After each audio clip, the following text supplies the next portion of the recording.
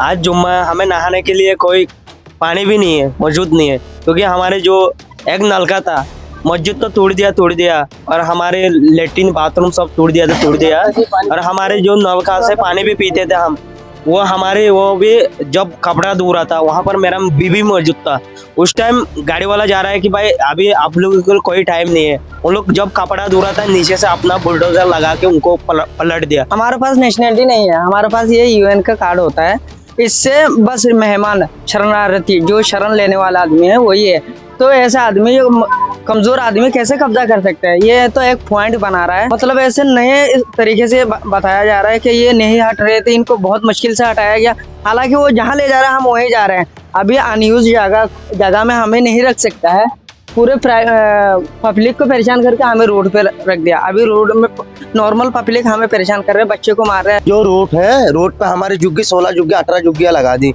ये आसपास की जो उधर का प्लाट मालिक है, इधर का प्लाट मालिक है, वो कह रहे हैं हमारे कोरोना का नुकसान हो रहा है तुम्हारे वजह से, तुम रोड पे कैसे बैठ गया। फिर उतर का बाइक से हमारे बच्चे को मार रहे हैं, हमें कैसे बर्दाश्त आएगा। हमें नहीं तो जेल में डाल दो, हमारे कोई कसरत नहीं, हम अपने देश में हमारे देश में भेज दो। हमें इतना तकलीफ में हम कैसे सह सकते हैं। मैं इस वक्त कंचन कुंज में मौजूद हूं, जहां रोहिंग्या मुस्लिम्स की ये झुग्गियां लगी हुई हैं और इनकी रिहाइश है। आपको सबसे पहले ये जरूर बता दूं कि कल योगी सरकार की एक बड़ी कार्रवाई देखने को मिली है, जिसमें योगी सरकार ने अपनी सिंचाई विभाग की जो जमीन है जहां रोहिंग्या मुस्लिम्स रह रहे थे उस पर बुलडोजर चलवाया है। ऐसा देखने में आया है और रोहिंग्या मुस्लिम्स का भी ये कहना है कि हमारी मस्जिद यहाँ मौजूद थी और मस्जिद पर योगी सरकार ने बुलडोजर चलाया है। इस पूरे मुद्दे पर मैं बातचीत करने रोहिंग्या मुस्लिम से उनके घर पर पहुंच चुका हूं। आपसे सबसे पहले मैं जानना चाहूंगा कि कल जो बुलडोजर चला है वो किस चीज पर चलाया गया है, क्या चीज वहां पर मौजूद थी? कल देखिए, कल कुछ लोग यहाँ पे पटवारी आया था और सीआरपी आया था, पुलिस वाला आया था। तो रात करीब 4 बजे उस टाइम लोग नींद से भी नहीं जगा था। अच्छा। उसी टाइम आते ही लोगों को यहाँ पे रोड का किनारे जो टैंक बनाया अभी दिल्ली सरकार की इस साइड पे, जी। तो उस साइड पे लाके लोगों को बसा रहा था। तो बसाने के बाद हमें तो देखने के बाद जब हमने नींद से उठा तब देख रहा था इन लोगों को यहाँ पे लेके आ रहे सबको। तो जब सबको लेके आ रहा था हमने तो ऐसे लगा था ये बहुत बड़ा ये जैसे कि बहुत बड़ा मुद्दा है। तो क्योंकि हमने तो ये इतना कोशिश हमने तो ये नहीं किया था, हमने ये नहीं सोचा था अगर सरकार को जमीन खाली करना चाहिए, सरकार को कुछ चाहिए, अगर ये हमें तो मतलब बोलना चाहिए था कम से कम। तो कम से कम बोल के हमें तो वो मतलब हमें ये लगा है हम बहुत बड़ा मुजरिम है। क्योंकि अगर हमें बताते ठीक है हमें ये जमीन खाली चाहिए 16 फैमिली के लिए, जब तुम लोगों को वहाँ पे बसाया ज़कात फाउंडेशन का जमीन में 16 परिवार के लिए भी वहाँ पे टैंक लगाया, आप लोग वहाँ पे अपना लोगों को सेट करो। अगर ऐसे बोलते हम प्यार से हम बिल्कुल करने के लिए तैयार है। क्योंकि हम तब से भी हम उस जमीन को अगर सरकार की तरफ से बड़ा ऐसे मुद्दा बोल के कोई भी आके डिपार्टमेंट आके अगर ऐसे बोलते हम खाली करने के लिए तैयार था तब से। तो लेकिन कल तो ऐसे करके जैसे कि हम नहीं वहां से नहीं हट रहे, हम लोग को जबरदस्ती हटाया। ऐसे ऐसे ऐसे करके हम लोग को कल वहां से निकाला। तो हमें लगा है जो बस सिर्फ यही सोचा, बस हमारा जब कुछ नहीं यहाँ पे जब हम इंडिया में शरण लेने के लिए आया तो हम लोग को इस तरह कर रहे हैं। अच्छा, कल जो बुलडोजर चला है वो किस चीज पर चला, मैं ये जानना चाहता हूँ। हाँ, तो जब वो खाली करने की बात, उसके बाद सबसे पहले जहाँ पे लोगों का वहाँ पे झुक गया था उसको पहले फिनिश कर दिया। उसके बाद जो हमारे मस्जिद था वहाँ पे कुछ चीज हमारे जारी था, जैसे कि हमारे कुछ वहाँ पे कुछ हमारे लेट्रिन बाथरूम बच गया था थोड़ा, जब जल गया था उसी टाइम, और एक नलका बचा था, एक हमारे मस्जिद था, मस्जिद में आधा जल गया था। तो आधा में हम किसी तरह अपना नमाज अदा करते थे।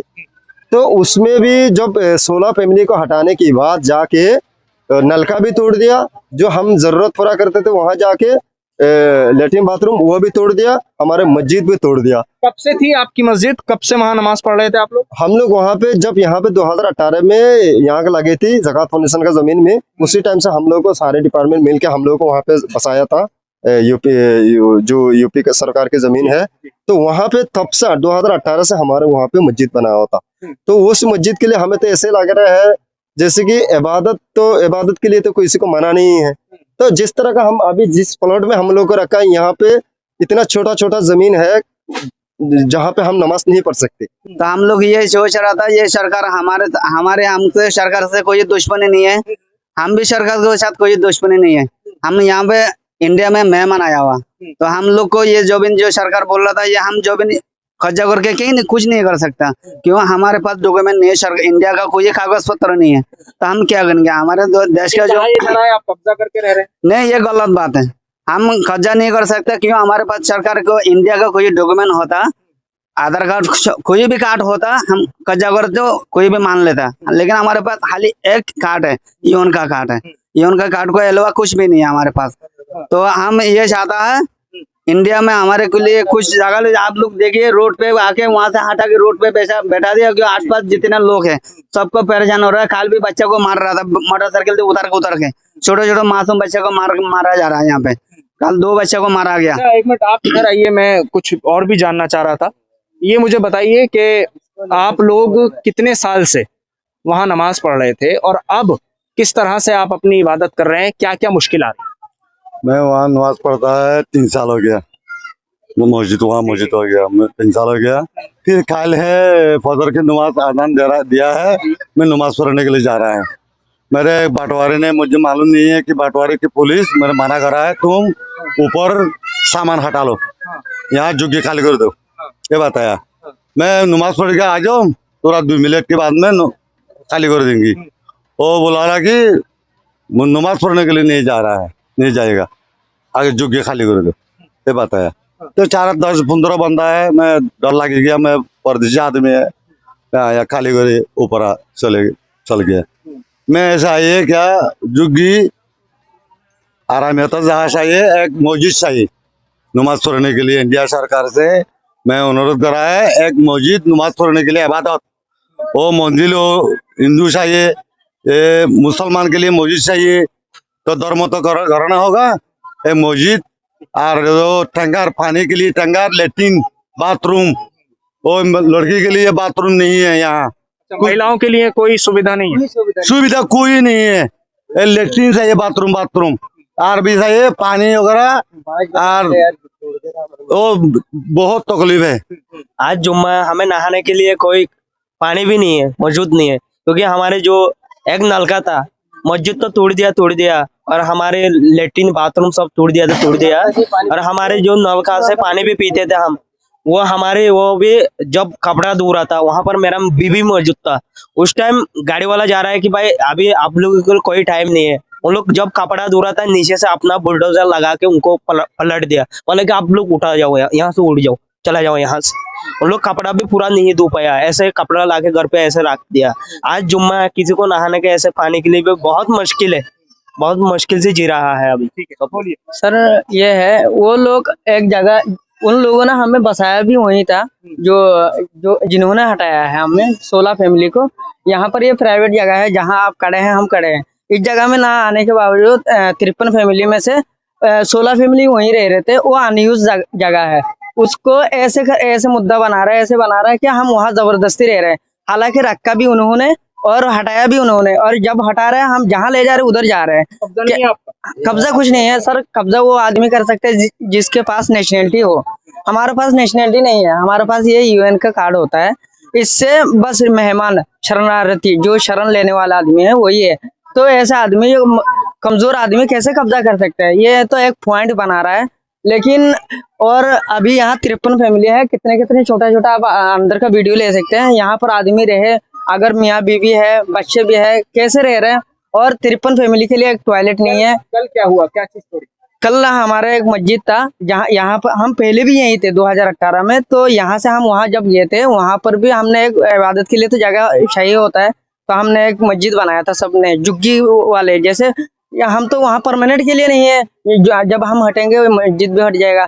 तो अभी भी वो मस्जिद वहाँ पर बच गया था, आधा जल गया था, आधा बच गया था। तो हम उसमें इबादत कर रहे थे, क्योंकि इतना छोटा जगह में नमाज पढ़ने के लिए कुछ है नहीं। तो हम उसमें जाके नमाज पढ़ रहे थे। एक नलका बचा हुआ था, दो नलका बचा हुआ था पहले, तो 2-3 छोड़ पानी पीते और उसको तोड़ दिया। उसमें वैसे हम जरूरत पूरा करते थे। एक आग टॉयलेट था, वो भी तोड़ दिया कल। मतलब ऐसे नए तरीके से बताया जा रहा है कि ये नहीं हट रहे थे, इनको बहुत मुश्किल से हटाया गया। हालांकि वो जहाँ ले जा रहे हैं हम वहीं जा रहे हैं। अभी अनयूज जगह में हमें नहीं रख सकता है, पूरे पब्लिक को परेशान करके हमें रोड पे रख दिया। अभी रोड में नॉर्मल पब्लिक हमें परेशान कर रहे हैं, बच्चे को मार रहे हैं बाइक से। भाई साहब कल सुबह 5 बजे 5:30 बजे करीब हमारे आगे पहले बोला तुम्हारे जुग्गे खाली करो। फिर खाली करने के बाद हमने यही चढ़ा दिया। वो बात सही है, हम 4 साल से जब सोया तब से नलका का पानी पीते, हमारे टैंकर नहीं आते थे। फिर हम जो पीते थे पानी पीते थे उसी नलका को भी तोड़ दिया। हमारे लेडीज वगैरह कोई बाहर ना काम पे जाता है, हम बुर्का पहन के रहते हैं। उसके लिए तो कम से कम एक टॉयलेट का जरूरत है ना। वो कहाँ पेशाब करेगा, बाल्टी में कसम का कहा के कह रहा हूँ, बाल्टी में पेशाब करता है, बाहर जा नहीं पाते। ठीक है, फिर हमारे पुलिस वाला भी आया था ज्यादा, और पूरा पटवारी वगैरह पूरा डिमांड में आया था। पूरा वो जुग्गे हटा दी, हमारी मस्जिद भी तोड़ दिया, बोला आसपास कोई नहीं जाना। जुग्गे तोड़ने के बाद अब जो रोड है, रोड पे हमारी जुग्गी 16 जुग्गी 18 जुग्गियां लगा दी।